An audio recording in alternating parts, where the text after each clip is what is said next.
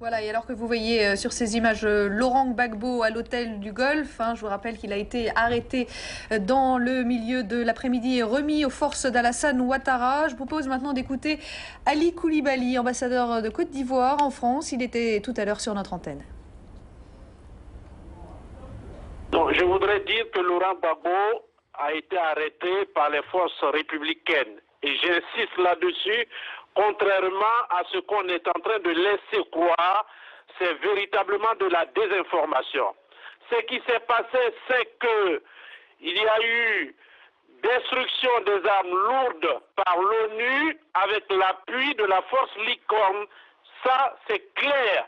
Maintenant, avancer que les forces spéciales françaises y ont contribué, c'est archi faux. Je m'inscris en faux contre une telle affirmation qui ne résiste pas à l'analyse. Où se trouve en ce moment Laurent Gbagbo? Il est au Golf Hotel. Entre les mains des forces républicaines? Il est au Golf Hotel, entre les mains des forces républicaines. Il a été arrêté. Le président Alassane Ouattara a tout mis en œuvre pour ne pas qu'on porte atteinte à son intégrité physique. Laurent Gbagbo est vivant et il va pouvoir répondre de ses actes.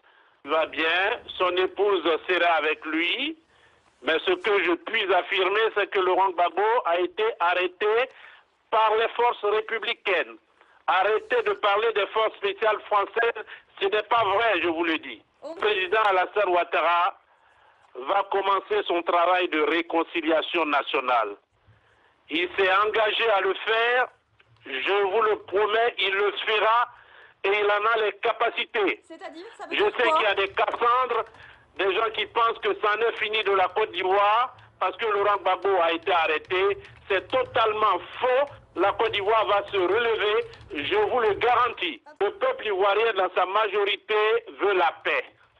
Les Ivoiriens veulent vivre ensemble, en harmonie. Mais ça veut dire quoi? Former un gouvernement avec des anciens partisans de Laurent Gbagbo, par exemple? L'Union nationale ici est engagée, un gouvernement représentatif de la diversité de la Côte d'Ivoire.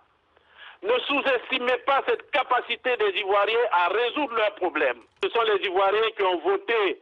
C'est parce que Laurent Gbagbo ne voulait pas céder le pouvoir que l'ONU et l'ensemble de la communauté internationale, en raison des crimes qui ont été perpétrés par les hommes de Laurent Gbagbo, ont estimé qu'il fallait détruire les armes lourdes.